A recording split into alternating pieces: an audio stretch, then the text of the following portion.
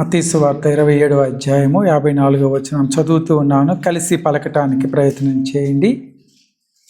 శతాధిపతియు అతనితో కూడా యేసునకు కావలి ఉన్నవారును భూకంపమును జరిగిన కార్యములన్నిటినీ చూచి మిక్కిలి భయపడి నిజముగా ఈయన దేవుని కుమారుడని చెప్పుకొనిరి. అదేవిధంగా లూకా సువార్త 23వ అధ్యాయము 47వ వచనం ఒకసారి చదువుకుందాం. లూకా సువార్త 23వ అధ్యాయము 47వ వచనము. అందరూ తీసారా? శతాధిపతి జరిగినది చూచి ఈ మనుష్యుడు నిజముగా నీతిమంతుడై ఉండెనని చెప్పి దేవుని మహిమపరిచెను. ప్రార్థన చేసుకుందాం. వాక్యస్వరూపి యేసయ్య, వందనాలు, స్తోత్రాలు. ఈ మధ్యాహ్న కాల సమయంలో తండ్రి, నీ కొరకు మమ్మల్ని అందరినీ రాజా నీ సన్నిధిలో నీ వాక్యం కొరకు సిద్ధపాటు దయచేసినందుకు నీకు వందనాలు. నీ యొక్క వాక్యం వింటూ ఉండగా అల్పుణ్ణి అయోగ్యుణ్ణి తండ్రి నన్ను సిలువ చాటును మరుగుపరుచుకోమని మీరే మాట్లాడమని ప్రార్థిస్తూ ఉన్నా. మా జ్ఞానము, మా శక్తి, మా బలము ఏది కూడా ప్రదర్శింపబడకూడదు తండ్రి. నీ వాక్యమే వినపడాలి. నీ స్వరమే మాకు జీవాన్ని దయచేస్తుంది. వాక్యం వింటూ ఉండగా బిడ్డల హృదయాలని సిద్ధపరచండి, స్థిరపరచండి. వాక్యానుసారమైన జీవితాలు మా అందరికీ కూడా మీరు దయచేయమని నజరేయుడైన యేసు నామమున ప్రార్థించి వేడుకొంచున్నాము తండ్రి. ఆమేన్. God bless you. దయచేసి అందరం కూర్చుందాం. సరే, 2 వచనాలు మనం చదువుకొని ఉన్నాం. మొదటి వచనము మత్తయి సువార్త 27వ అధ్యాయము 54వ వచనము. అదేవిధంగా లూకా సువార్త 23:47వ వచనాన్ని చదువుకున్నాం. ఈ 2 వచనాల్లో కూడా ఎవరిని గురించి 2 వచనాలు తెలియపరుస్తూ ఉన్నాయంటే శతాధిపతి. ఎవరైనా ఎవరు? శతాధిపతి. ఈ శతాధిపతి అతనితో కూడా ఉన్నటువంటి సైనికులు, యేసుకి కావలి ఉన్నవారు కొన్ని విషయాలు చూసి వారు భయపడ్డారు. అంత మాత్రమే కాదు, దేవుని గురించినటువంటి సాక్ష్యము వాళ్ళందరూ కూడా ఇస్తూ ఉన్నారు. ఎవరిని గురించి సాక్ష్యం ఇస్తున్నారు? దేవుని గురించి సాక్ష్యం ఇస్తూ ఉన్నారు. సాక్ష్యం ఎప్పుడు చెప్తాం మనం? నువ్వు కల్లారా చూసినప్పుడు కదా. ఆ కార్యము నీ జీవితంలో నువ్వు కల్లారా చూసినప్పుడు ఏం చెప్తావు? సాక్ష్యం చెప్తావు. దేవుడు ఈ విధంగా చేశాడు అనే విషయాన్ని నలుగురితో పంచుకుంటాం. అయితే ఈ శతాధిపతి ఆయన దేవుణ్ణి అంటూ ఉన్నాడు, ప్రభువుని అంటూ ఉన్నాడు, ఈయన నీతిమంతుడు అని చెప్పేసి. అదేవిధంగా నిజముగా ఈయన దేవుని కుమారుడు అని చెప్పి ఎవరి గురించి సాక్ష్యం ఇస్తూ ఉన్నాడంటే యేసు ప్రభువుని గురించి సాక్ష్యం ఇస్తూ ఉన్నారు. ఈ మధ్యాహ్న కాల సమయంలో ఈ శతాధిపతిని గురించి కొన్ని విషయాలు మనం ధ్యానం చేసుకుందాం. ఎవరైనా ఏమి సాక్ష్యం చెప్తూ ఉన్నాడు, ఎలా ఆయన సాక్ష్యం చెప్పగలిగాడు అనే విషయాలు మనం ధ్యానం చేసుకుందాం. ఈయన్ని బైబిల్ గ్రంథం అయితే ఏమని పరిచయం చేసిందంటే శతాధిపతి. ఏమని పరిచయం చేసింది? దైవ గ్రంథంలో కొంతమంది పేర్లు ప్రకటింపబడలేదు. కొంతమందిని గురించి చాలా చిన్న వాక్యాలే చెప్పబడినప్పటికీ ప్రభావవంతమైన మాటలు చెప్పబడ్డాయి. మాట చిన్నదే కానీ దాని విలువ ఎక్కువగా మనకు కనపడుతూ ఉంటుంది. అలాంటి వ్యక్తుల్లో ఒక వ్యక్తి ఈ శతాధిపతి, సెంచూరియన్ అని చెప్పి మనం ఇంగ్లీష్లో చెప్తాం. దైవ గ్రంథంలో నూతన నిబంధనలో మనకి చాలామంది శతాధిపతులు కనిపిస్తూ ఉంటారు. యేసుక్రీస్తు ప్రభులు వారు కపెర్నహూములో ఉన్నప్పుడు ఆయన దగ్గరికి ఒక శతాధిపతి వచ్చాడు అని ఇంకొక సువార్తలో, ఆయన దాసుడు అనారోగ్యంగా ఉంటే వేరే వారిని ప్రభువు దగ్గరికి పంపించి నా దాసుని స్వస్థపరచమని అడిగాడు అని చెప్పి ఒక సువార్తలో ఉంటే, మత్తయి సువార్తలో అయితే ఆయన ప్రభువు దగ్గరికి వచ్చారు అని చెప్పి సెలవిస్తూ వచ్చింది. ఎవరైనా అంటే ఈయన కూడా శతాధిపతి, ప్రభు దగ్గరికి ఒక వార్త పంపించాడు, నా దాసుడు అనారోగ్యంతో ఉన్నాడు కాబట్టి నీవు మాట మాత్రము సెలవివ్వు అని చెప్పి అడిగినట్లుగా మనకి సువార్తల్లో కనిపిస్తూ ఉంది. ఆయన కూడా శతాధిపతి అని వాక్యం సెలవిస్తూ ఉంది. కొద్దిగా ముందుకు వెళ్తే అపోస్తుల కార్యాలు 10వ అధ్యాయంలో మనకు ఒక శతాధిపతి కనిపిస్తాడు. ఆయన ఎక్కడ ఉన్నటువంటి శతాధిపతి అంటే కైసరియలో ఉన్నటువంటి శతాధిపతి. ఇటలీ అనే ఆ పేరు కలిగినటువంటి సైన్యంలో ఉన్నటువంటి శతాధిపతి అని చెప్పి 10వ అధ్యాయము 1వ వచనం చదువుతాం ఒకసారి. ఇటలీ దాని పేరేట ఇటలీ పటాలము. ఆ పటాలం అనబడిన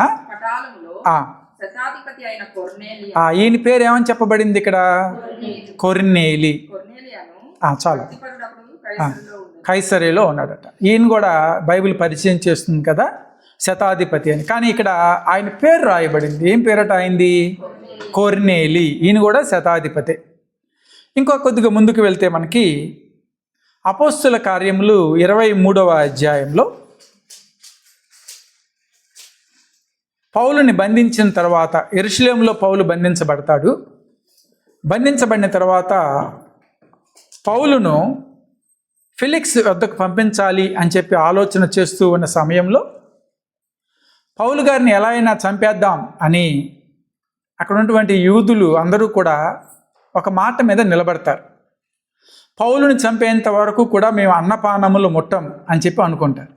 అయితే ఈ వార్త మేనల్లుడు, పౌలు గారి మేనల్లుడు విని అది సహస్రాధిపతికి అంటే ఆ జైల్లో ఉన్నటువంటి పెద్ద అధికారికి వివరించినప్పుడు సహస్రాధిపతి ఇద్దరు శతాధిపతులను ఎవరికి తోడుగా ఉంచుతారు అంటే పౌలు గారికి తోడుగా ఉంచి ఆయన్ను ఫెలిక్స్ దగ్గరికి పంపించినట్లుగా అపోస్తుల కార్యములు 23వ అధ్యాయం సెలవిస్తూ ఉంది. ఇక్కడ కూడా శతాధిపతుల గురించి వ్రాయబడి ఉంది. శతాధిపతి అంటే ఎంతమందికి అధికారి? 100 మందికి.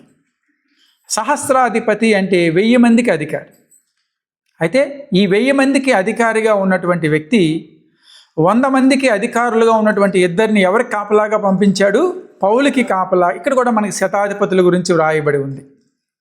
27వ అధ్యాయం అపోస్తుల కార్యములు 27వ అధ్యాయంలోకి వెళ్తే అక్కడ మనకి ఒక శతాధిపతి కనిపిస్తూ ఉంటాడు. 27వ అధ్యాయము 1వ వచనంలో ఆయన పేరు యూలి అని చెప్పి వ్రాయబడి ఉంది. ఈయన ఏం చేస్తున్నాడు ఇక్కడ అంటే పౌలు గారిని చక్రవర్తి అయినటువంటి కైసరు దగ్గరికి తీసుకొని వెళ్తూ ఉన్నాడు. ఎవరిని? పౌలుని. అప్పుడు గార్డుగా, సంరక్షకుడిగా ఎవరిని ఉంచారు అంటే శతాధిపతిని ఉంచారు. ఈ విషయాలని గమనించినప్పుడు మనకు ఒక విషయం అర్థమవుతుంది. రోమా ప్రభుత్వంలో ఆ గవర్నమెంట్లో శతాధిపతులు ఉండేవాళ్ళు. వీళ్ళు 100 మంది సైనికులకి పైగా ఉన్నటువంటి అధికారి, అది ఆయన ర్యాంక్. శతాధిపతి అనేది ఆయన ర్యాంక్.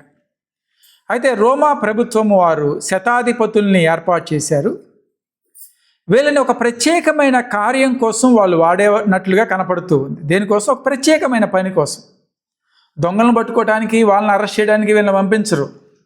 వాళ్ళు ఆ పని చేయాలంటే ఎవరు వెళ్తారు? సైనికులు వెళ్తారు.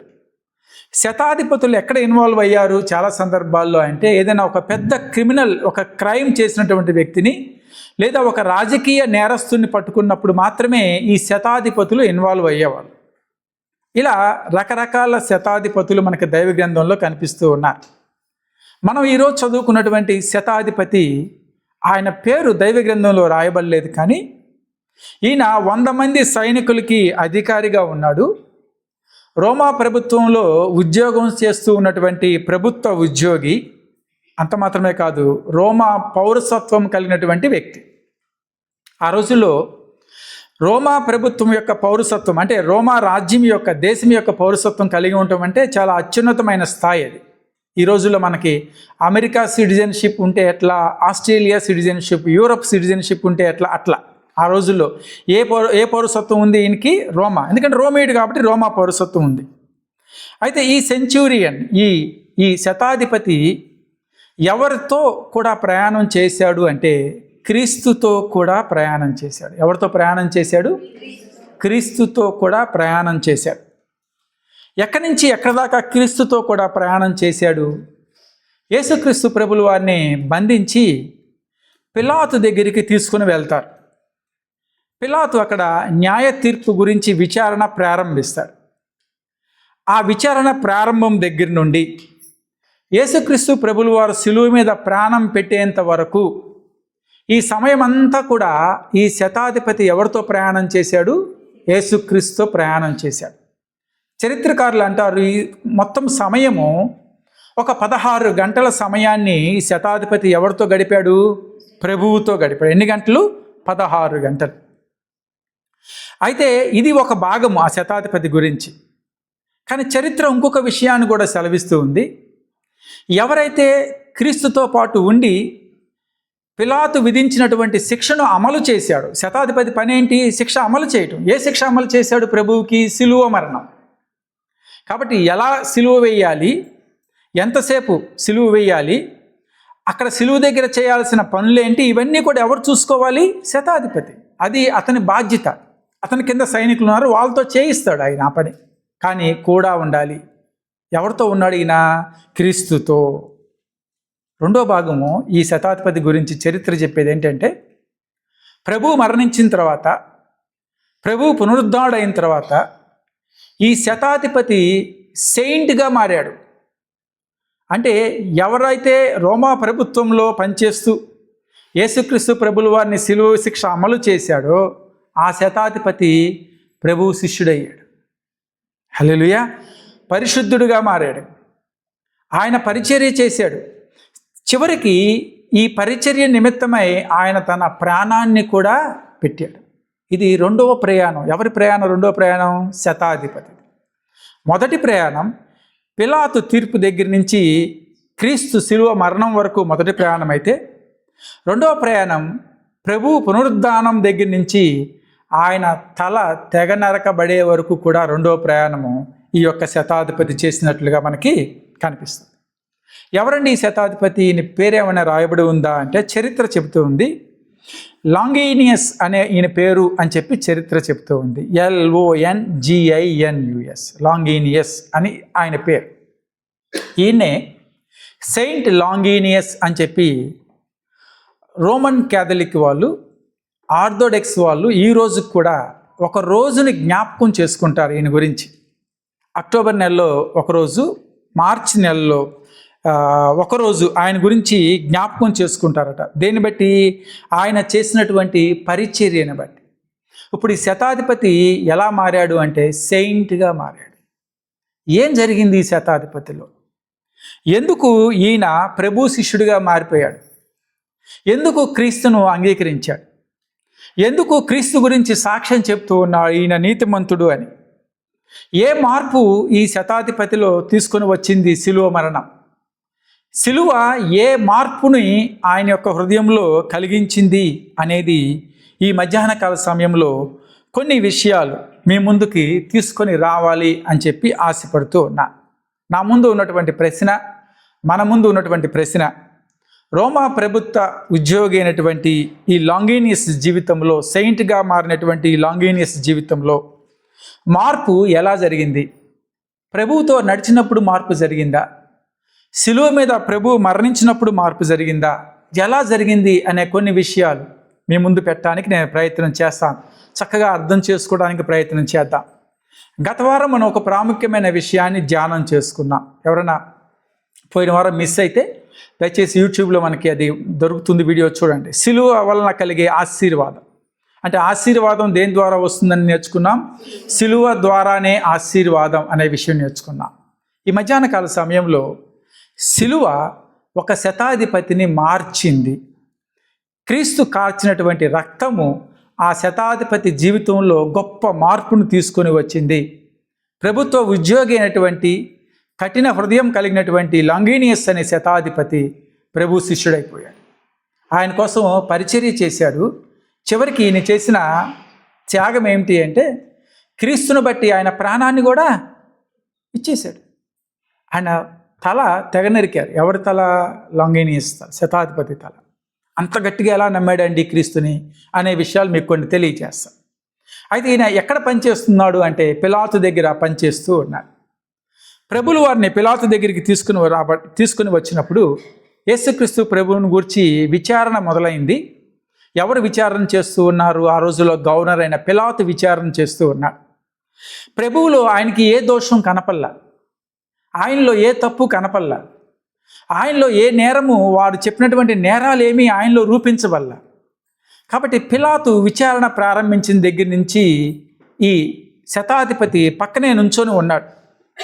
ఎందుకు ఉన్నాడు పక్కనే అంటే, ఈయన మీద మోపబడినటువంటి నేరాలు అలాంటివి. ఎవరి మీద?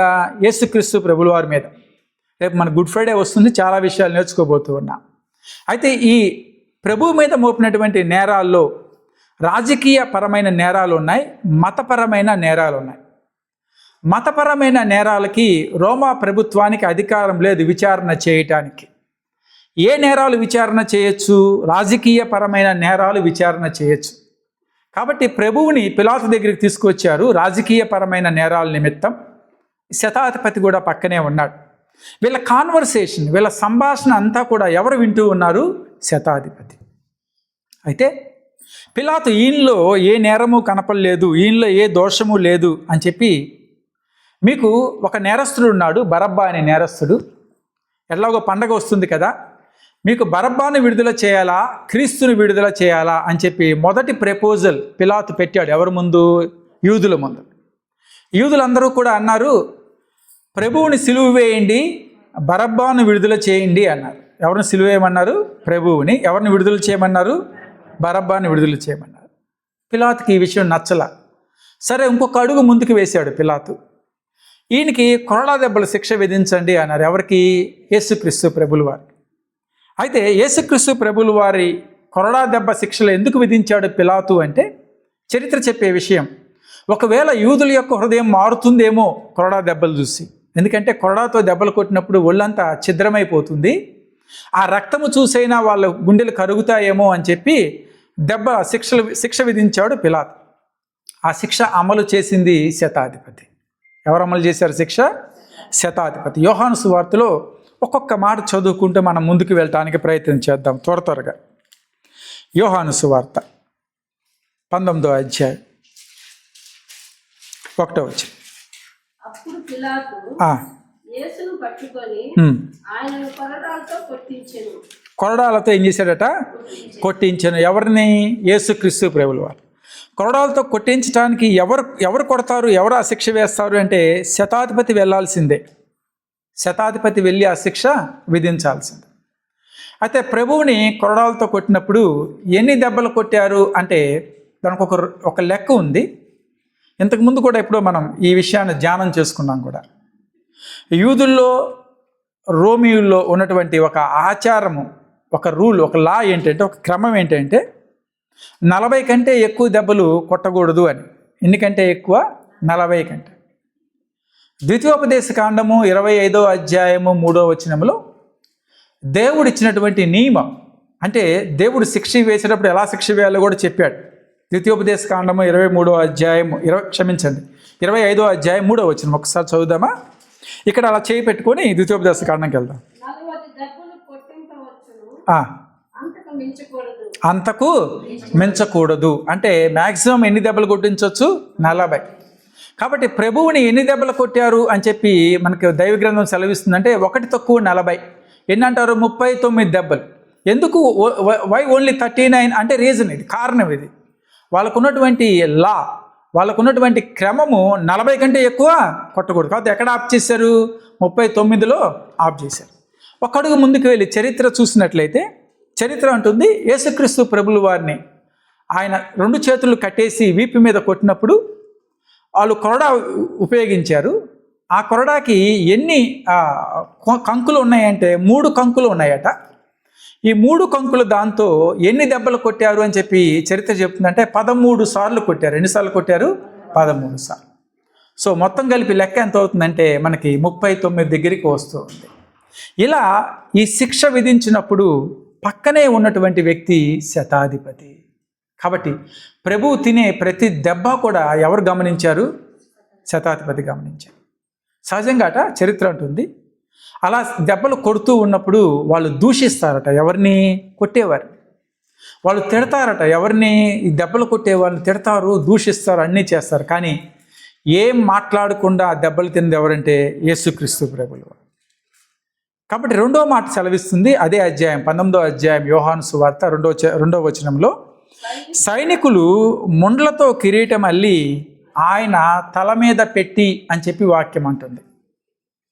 ముండ్లతో కిరీటం అల్లి తల మీద పెట్టినప్పుడు ఏం జరిగింది అని చెప్పి చరిత్ర తెలియపరుస్తుందా అంటే, దగ్గర దగ్గర 2 అంగుళాలు పొడవున్నటువంటి ముళ్ళ కిరీటం ఆయన తల మీద పెట్టినప్పుడు చాలా ముళ్ళు లోపలికి దిగబడ్డాయి. ఎక్కడికి దిగబడ్డాయి? తలలోకి. నర్వస్ సిస్టమ్ అంటే నరముల యొక్క పనిచేసే క్రమం అంతా కూడా అక్కడ దాకా కూడా వెళ్ళి ఏం తాకినాయి అంటే ఈ ముళ్ళు వెళ్ళి తాకే. ఇప్పుడు ముళ్ళ కిరీటం ప్రభు తల మీద పెట్టినప్పుడు ఆయన దగ్గరే నుంచున్న వ్యక్తి ఎవరు అంటే శతాధిపతి.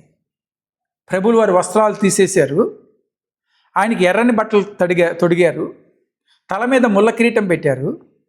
మూడో విషయంగా ఆయన్ని అరచేతితో కొట్టడం మొదలుపెట్టారట. ఎవరిని? యేసుక్రీస్తు ప్రభులు వారిని. అరచేతితో కొట్టినప్పుడు కూడా లాంగీనియస్ శతాధిపతి పక్కనే ఉన్నాడు. ఇన్ని శిక్షలు విధిస్తూ ఉన్నప్పుడు ఆ సమయం అంతా కూడా ఎవరు ప్రయాణం చేశారంటే శతాధిపతి. ఎవరితో? యేసుక్రీస్తు ప్రభుతో. ఈ శిక్షలన్నీ అనుభవించిన తర్వాత ఆయన నడవలేకపోతూ ఉంటే నడిపించుకుంటూ 2 చేతులు పట్టుకొని ఎక్కడ తీసుకువచ్చారు? మళ్ళీ పిలాతు దగ్గరికి, ప్రజల యొద్దకు తీసుకొని వచ్చారు.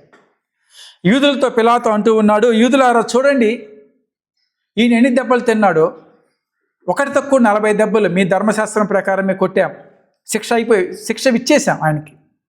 ముళ్ళ కిరీటం పెట్టారు, తల్లో దిగిపడిపోయినాయి ముళ్ళన్నీ కూడా. ఇప్పుడు ఆయన చేత్తో కొట్టేశారు ఆయన ఇష్టం వచ్చినట్లు.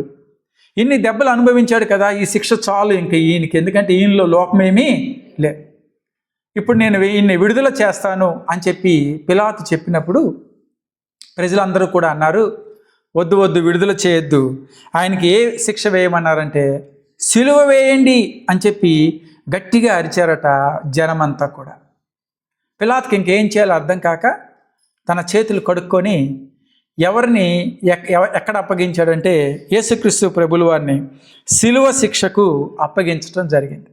ఒక్కసారి శిక్ష విధించిన తర్వాత రాజుగారు సిలువ తయారు చేసుకోవాలి, యేసుక్రీస్తు ప్రభుల వారిని ఒక స్థలంలో కూర్చోబెట్టాలి. ఎంతవరకు? ఆ సిలువ తయారయ్యేంత వరకు. ఈ సిలువ ఎక్కడ వేయాలి?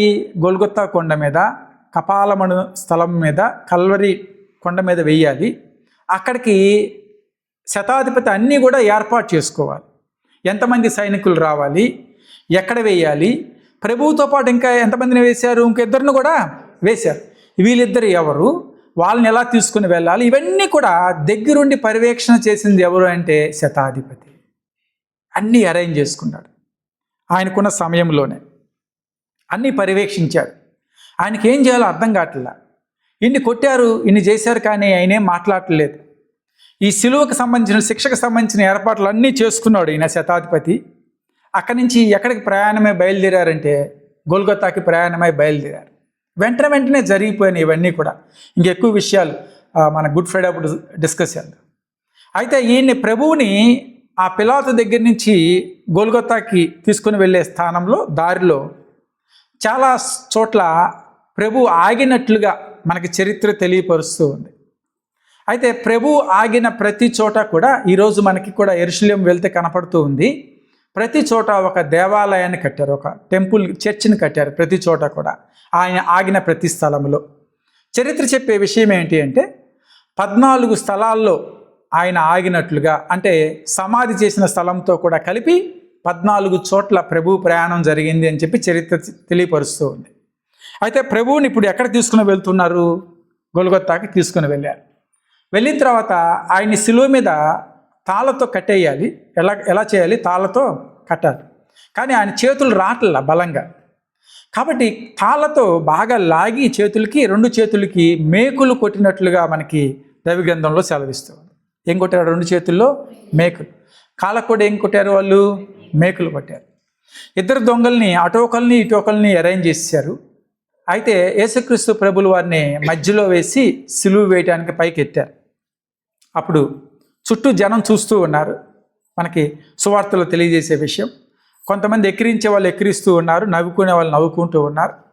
వీళ్ళకు కూడా రోమా ప్రభుత్వము రోమా అధికారులు కూడా శిక్ష వేయటం అనుభవం ఉంది వాళ్ళకి. ఎందుకంటే శిలువ మరణము, శిలువ శిక్ష విధించడం అంత సులభంగా, ఆ శిక్షకి కఠిన హృదయం కావాలి. ఎందుకంటే మన కళ్ళ ఎదుట ఒక వ్యక్తి ప్రాణం పోతుంది, ఆ వ్యక్తి ప్రాణం తీయటానికి మనం కారకులు అవుతున్నాం అంటే మన హృదయం కఠినంగా ఉండాలి. ఎంత కఠిన హృదయుడైనటువంటి ఈ లంగియోనియస్ శతాధిపతి ప్రభువుని సిలువుకు తీసుకుని వెళ్ళి అక్కడ సిలువు వేసినట్లుగా మనకి చరిత్ర తెలియపరుస్తుంది. చూస్తూ ఉన్నారు సైనికులందరూ. దేనికోసం చూస్తూ ఉన్నారు? ప్రాణం ఎప్పుడు పోతుందా? ప్రభువులు వారు సిలువ మీద వేలాడుతూ మొట్టమొదటిగా ఆయన పలికినటువంటి మాట మనందరికీ తెలుసు. తండ్రి, వీరేమి చేయుచున్నారో వీరు ఎరుగరు కనుక. ఏమన్నారు ప్రభు? సహజంగా ఏమంటారు? శిక్ష వేసినప్పుడు తిట్టాలి, దూషించాలి శిక్ష వేసే వాళ్ళని. కానీ ప్రభు సిలువలో వేలాడుతూ ఆయన మొదటిగా పలికిన మాట, వీరేమి చేయుచున్నారో వీరు ఎరుగురు గనక వీరిని. ఈ మాట జనంతో పాటు ఎవరు కూడా విన్నారు అంటే శతాధిపతి కూడా విన్నాడు. ఆ ఒక్క మాటే కాదు, యేసుక్రీస్తు ప్రభులు వారు సిలువలో పలికినటువంటి 7 మాటలు కూడా ఎవరు విన్నారు? శతాధిపతి విన్నాడు. ఎందుకంటే ఆయనే సాక్ష్యం. దేనికి సాక్ష్యం? సిలువ వేయటానికి, సిలువ వరకు తీసుకుని వెళ్ళటానికి, సిలువ మరణానికి అప్పగించటానికి ప్రతి స్టెప్లో కూడా ఎవరు ఉన్నారు అంటే శతాధిపతి ఉన్నాడు. శతాధిపతి ఉన్నాడు. వెళ్ళారు సిలువలో వేలాడదీస్తూ, ప్రభు వేలాడుతూ ఉన్నారు. చుట్టుపక్కల ఇటుపక్కన అటుపక్కన కూడా 2 దొంగలకి శిక్ష వేయటం జరిగింది. మొత్తం 3 ఉన్నారు అక్కడ. ఇదంతా కూడా పర్యవేక్షణ చేస్తూ ఉంది ఈ శతాధిపతి. మత్తయి సువార్త 27వ అధ్యాయం 45వ వచనం ఏమని సెలవిస్తుంది అంటే, మధ్యాహ్నం మొదలుకొని 3 గంటల వరకు ఆ దేశమంతటను ఏమైందట? చీకటి కమ్మెను. ఇప్పుడు ఆ గొల్గొతా కొండ మీద, ఆ కల్వరి కొండ మీద యేసుక్రీస్తు ప్రభులు వారు శిక్ష వేసేటప్పుడు ఆ ఊరి జనం చాలామంది వెళ్ళారు చూడటానికి, ఎలా వేస్తారు శిక్ష, ఎలా చనిపోతాడో అని చెప్పేసి. వాళ్ళతో పాటు సైనికులు ఉన్నారు. వీళ్ళ మీద అధికారి అయిన శతాధిపతి కూడా అక్కడే ఉన్నా. ప్రకృతిలో మార్పు రావటం ప్రారంభమైంది. ఇదంతా కూడా గమనిస్తూ ఉన్నాడు శతాధిపతి. మొదటిగా ఏ మార్పు వచ్చింది ప్రకృతిలో అంటే, సూర్యుడు ప్రకాశించటం మానివేశాడు. సూర్యుడు ప్రకాశించటం మానేశాడు. మిట్ట మధ్యాహ్నం అప్పుడు ఎండ రావాల్సిన సమయంలో సూర్యుడు కనపడకుండా పోయాడు. వాక్యం ఏదో ఉంటుంది, అదృశ్యమైన. ఎవరు అదృశ్యమయ్యారు? కాబట్టి అంటుంది, చీకటి ఆ దేశం అంతా కూడా కమ్మెను అని చెప్పి వాక్యం సెలవిస్తుంది. తర్వాత 27వ అధ్యాయం మత్తయి సువార్త 51 నుంచి 53 వచనాలు మనం చదువుకుంటూ వెళ్తే, అప్పుడు దేవాలయపు తెర పైనుండి క్రింద వరకు 2గా చీలెను. తర్వాత వాక్యం అంటుంది, భూమి వణికెను. అంటే ఏమొచ్చింది అక్కడ? భూకంపం కలిగింది. ఎక్కడ భూకంపం వచ్చింది? ఎక్కడైతే ప్రభు సిలువ మీద ప్రాణం పెట్టారో ఆ స్థలంలో ఏం జరిగింది? అప్పుడు అక్కడ భూకంపము జరిగింది. బండలు బద్దలాయను, సమాధులు తెరవబడిన. ఒకసారి ఊహించుకోండి. కొండ మీద నిలబడి ఉన్నారు అందరూ, చీకటి అయిపోయింది ఉన్నట్లుగా. ఒక్కసారి చీకటి అయితే సహజంగా మన హృదయంలో ఏం కలుగుతుందంటే భయం అనేది వస్తుంది మొదటిగా. ఈ భయపడుతూ ఉన్న సమయంలోనే సడన్గా ఏం జరిగిందంటే భూకంపం ప్రారంభమైంది. భూమి వణికిపోతూ ఉంది. దూరంగా సమాధులు కనపడుతూ ఉన్నాయి. ఆ సమాధులు ఏమైపోయినాయి? రాళ్ళన్నీ కూడా పగిలిపోయాయి. సమాధులు తెరవబడ్డాయి అని చెప్పి వాక్యం అంటుంది. నిద్రించినటువంటి అనేక పరిశుద్ధులు ఏమయ్యారు? వాళ్ళ శరీరములు లేచెను. తర్వాత వచనాల్లో వాళ్ళు చాలామందికి కూడా కనిపించారు పరిశుద్ధ పట్టణంలో. యెరూషలేములో చాలామంది కూడా వీళ్ళని చూశారు. They are the eye witness. వాళ్ళే చూసినటువంటి సాక్షులు. ఇప్పుడు ఈ క్రమం అంతా కూడా, ఈ ప్రకృతి విలయం అంతా కూడా, ప్రకృతిలో మార్పు అంతా కూడా ఎవరు గమనిస్తూ ఉన్నారు అంటే శతాధిపతి గమనిస్తూనే ఉన్నాడు. శతాధిపతి చూస్తూనే ఉన్నాడు. శతాధిపతి ఆలోచన చేస్తూనే ఉన్నాడు. ఏం జరుగుతుంది ఇక్కడ అనేది ఆయనకు అర్థం కావట్లా. ఎందుకు జరుగుతుంది ఇది అనేది కూడా ఆయనకు అర్థం కావట్లా.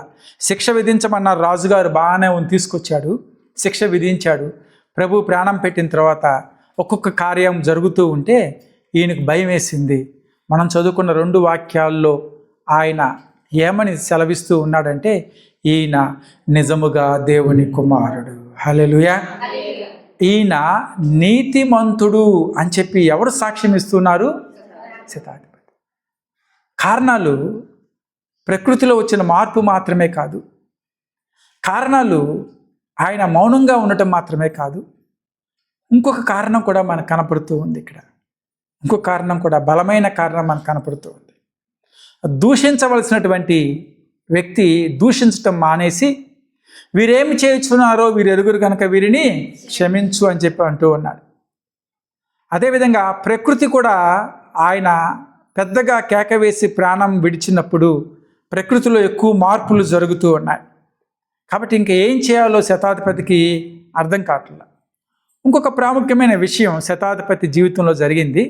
చరిత్ర చెప్పే విషయం ఏమిటి అంటే, ఈ లాంగైనియస్ అనే శతాధిపతికి ఒక కన్ను కనపడదు అని. ఒక కన్ను ఏంటట? కనపడదు. ఒక కన్నే కనపడుతూ ఉంది. ఆ ఒంటి కన్నుతోనే ఆయన ఉద్యోగం చేస్తూ ఉన్నాడు, శతాధిపతిగా పనిచేస్తూ ఉన్నాడు. అయితే ఎప్పుడైతే యేసుక్రీస్తు ప్రభుల వారు శిలువ మీద ప్రాణం పెట్టారో, ఎప్పుడైతే ఈ భూకంపం కలిగిందో, ఎప్పుడైతే సడన్గా ప్రకృతిలో మార్పులు రావటం మొదలుపెట్టాయో, సైనికులకి భయం ఎక్కువైపోయింది. తర్వాత రోజు ఏ దినం అని బైబిల్ ఉంటుందంటే విశ్రాంతి దినం. తర్వాత రోజు ఏ దినం అట? విశ్రాంతి దినం. విశ్రాంతి దినం రోజున సిలువలో ఎవరు వేలాడకూడదు, సిలువలో ఎవరు ఉండకూడదు. కాబట్టి వాళ్ళు ఎప్పటిలోపు ఆ యొక్క వ్యక్తి ప్రాణం పోవాలి అంటే సాయంత్రంలోపు ప్రాణం పోవాలి. ఎవరైతే సిలువ మీద ఉన్నారో వారి ప్రాణము ఆ రోజు సాయంత్రంలోపే పోవాలి. యోహాను సువార్తలో మనం చూసే వాక్యము, యేసు ప్రాణం విడిచిన తరువాత అని చెప్పి వాక్యం సెలవిస్తూ ఉంది. యోహాను సువార్త 19:31లో ప్రభువులు వారు ప్రాణం విడిచిన తరువాత ఆ రోజు సాయంకాలం నుండి విశ్రాంతి దినం ప్రారంభమవుతుంది. కాబట్టి ఏం చేయాలి అంటే ఈ ముగ్గురు ప్రాణాలు పోవాలి. అందులో మొదటిగా ప్రాణం పోయింది. ఎవరికి ప్రాణం పోయింది?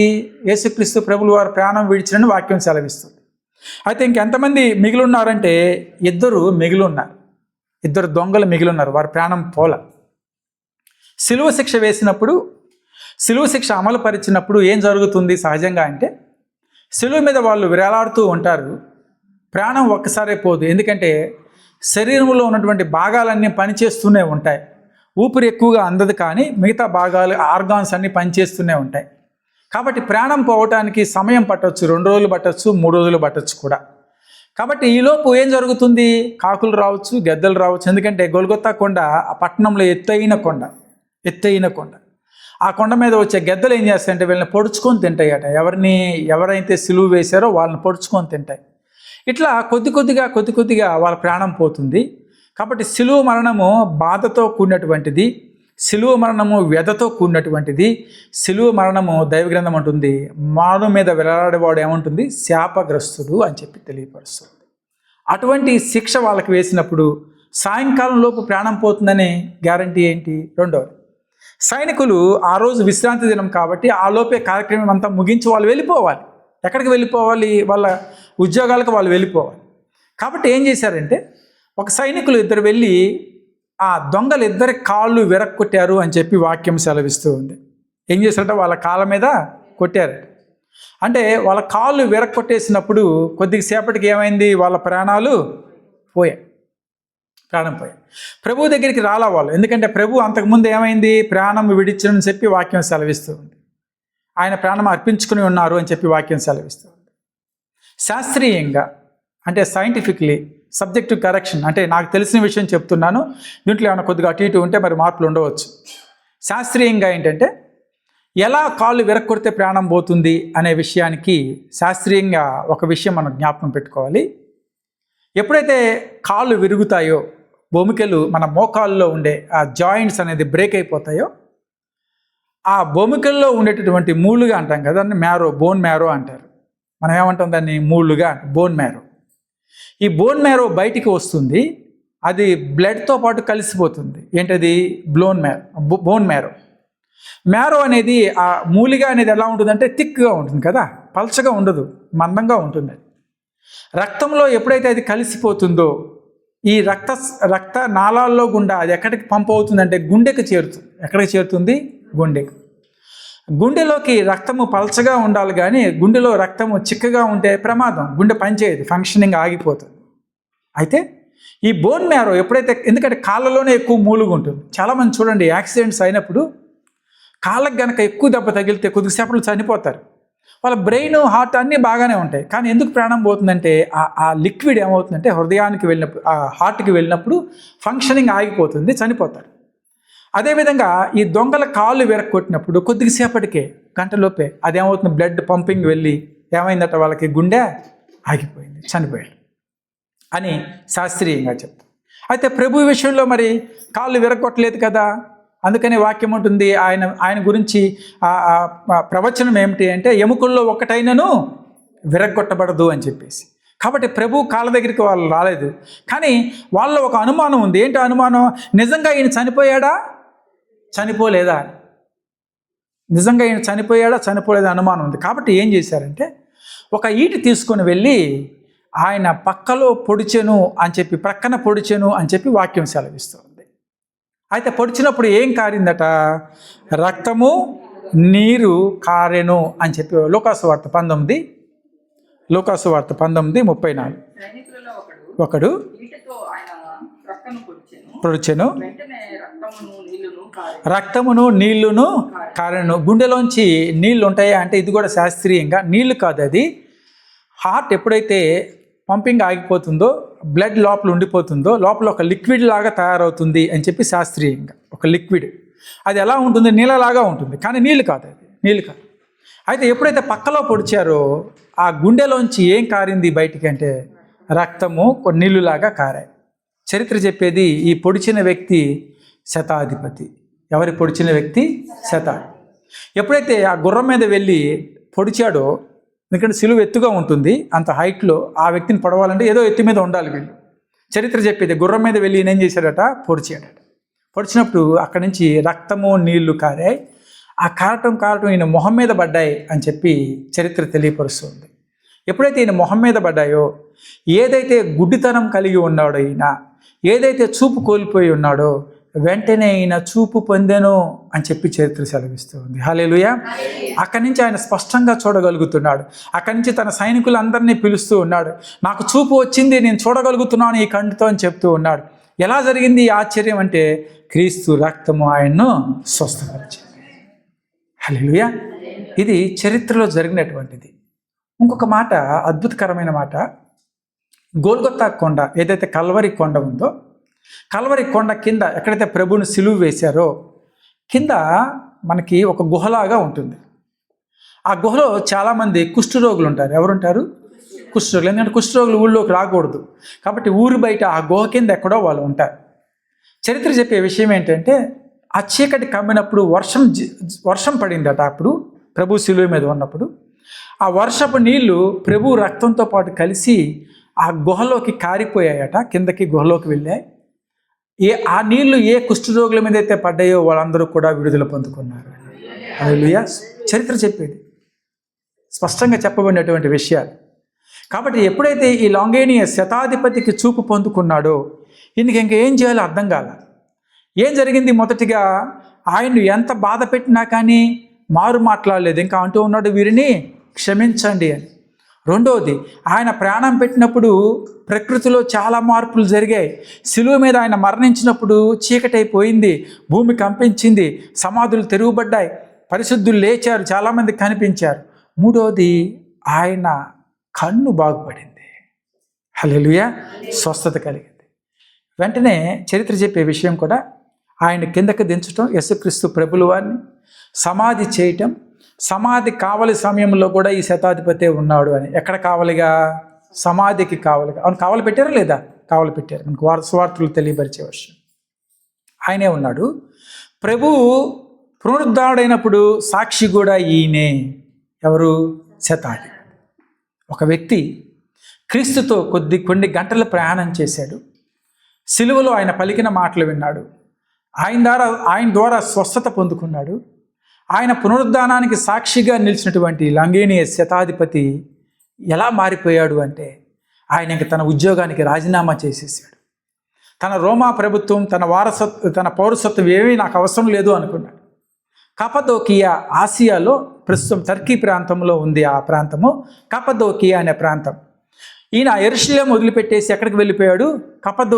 కపదోకియా అనే ప్రాంతానికి వెళ్ళి అక్కడ పరిచర్య చేయటం ప్రారంభించాడు. అక్కడ సువార్త చెప్పడం ప్రారంభించాడు. అక్కడ ప్రభువు గురించి సాక్ష్యం ఇవ్వటం ప్రారంభించాడు. అక్కడలో చాలామంది రక్షణ పొందుకోవటానికి, చాలామంది ప్రభువుని విశ్వసించడానికి లాంగినియస్ శతాధిపతి అక్కడ కృషి చేసేది. ఎక్కడ అంటే కపదోకియా అనే ప్రాంతంలో. కాబట్టి ఇప్పటికీ కూడా రోమన్ క్యాథలిక్ వాళ్ళు కానీ, ఆర్థోడాక్స్ వాళ్ళు కానీ ఎందుకు కొలుస్తారు సెయింట్ లాంగినియస్ అని అంటే, ఎందుకు ఆయన పరిశుద్ధుడు అంటున్నారంటే ఆయన పరిచర్య చేశారు. ఎంతో గొప్ప మార్పుని ఆ ప్రాంతంలో ఆయన తీసుకొని వచ్చాడు. ఎక్కడ జరిగింది ఈ మార్పు అంటే సిలువ దగ్గర. హల్లెలూయా. కాబట్టి సిలువ స్వస్థతనిస్తుంది, సిలువ మనలో మార్పును తీసుకొని వస్తుంది. శతాధిపతి సెయింట్గా మారిపోయాడు. ఈయన అక్కడ పరిచర్య చేస్తూ ఉన్న రోజుల్లో, కపదోకియా ప్రాంతంలో పరిచర్య చేస్తూ ఉన్న రోజుల్లో యూదులందరూ కూడా మళ్ళీ పిలాతు దగ్గరికి వెళ్ళారు. వెళ్ళి, అయ్యా, యేసుక్రీస్తు ప్రభుని సిలువ వేసిన వాడు ఆ శతాధిపతి ఇప్పుడు ఎక్కడ ఉన్నాడు? వాడు కపదోకియాలో ఉన్నాడు. ఏం చేస్తున్నాడు అక్కడ? మళ్ళీ వాడు క్రీస్తుని ప్రకటిస్తున్నాడు, కాబట్టి వాడిని శిక్షించండి అన్నప్పుడు పిలాతు యూదుల యొక్క ఒత్తిడిని తట్టుకోలేక, ఎందుకంటే పిలాతు ఎప్పుడూ కూడా, చిన్న మాట చెప్పి ముగిస్తాను, పిలాతు ఎప్పుడూ కూడా తాను ప్రజల ముందు మంచివాడిగా ఉండాలనే ప్రయత్నం చేశాడు. ఎందుకంటే ఆ ఏరియాని పరిపాలిస్తున్న గవర్నర్ కాబట్టి ప్రజలు తిరుగుబాటు చేయకూడదు నా మీద, నేను వాళ్ళ ముందు ఎలా ఉండాలి? మంచివాళ్ళలాగా ఉండాలి. కాబట్టి ప్రభువుని సిలువకు అప్పగించమన్నప్పుడు సిలువకు అప్పగించాడు. కపదోకియాలో లాంగినియస్ ఈ విధంగా పరిచర్య చేస్తున్నాడని చెప్పినప్పుడు కూడా ఆయనకి శిక్ష విధించారు. ఎవరికి? లాంగినియస్. కాబట్టి సైనికులు వెళ్ళి ఆయన పట్టుకొని వచ్చి ఆయన తల నరికినట్లుగా చరిత్ర చెప్తుంది. ఎవరి తల? శతాధిపతి తల. ఇంకా చాలా చరిత్ర ఉంది, నేను ముగించేస్తాను. అయితే తల నరకబడినటువంటి శతాధిపతి ఆ తల ఒక చోట వేలాడదీసి ఉంచారు. ఆయన అప్పటికి ఆయనకి 2 కళ్ళు కనపడుతూ ఉన్నాయి. కనపడినటువంటి కన్ను తెరవబడింది. శతాధిపతి పరిశుద్ధుడిగా మారి పరిచర్య చేశాడు. సుదీర్ఘకాలం పరిచర్య చేశాడు. కాబట్టి సిలువ ఆశీర్వాదం మాత్రమే కాదు, సిలువ మనల్ని స్వస్థపరుస్తుంది. క్రీస్తు రక్తము, ఆ సిలువ మనలో గొప్ప మార్పుని తీసుకొని వస్తుంది. కాబట్టి బిడ్డలారా, సిలువ వైపు చూసేటప్పుడు, సిలువని మనం అనుసరించేటప్పుడు దాని యొక్క శక్తిని ఎరిగి మనం అనుసరించాలి. గొప్ప కార్యాలు సిలువలో జరిగాయి. ఒక్కొక్కటిగా చెప్పుకుంటూ వెళ్తే ఎన్నో గొప్ప కార్యాలు సిలువలో జరిగాయి. కాబట్టి సిలువ ఈరోజు మనకి శక్తిగా మారింది. హల్లెలూయా. సిలువ మనకి శరణమైంది. ఆ సిలువే మనకి విమోచన, విడుదలని దయచేస్తుంది. హల్లెలూయా. కొద్ది మాటలు దేవుడు దీవించును గాక. దయచేసి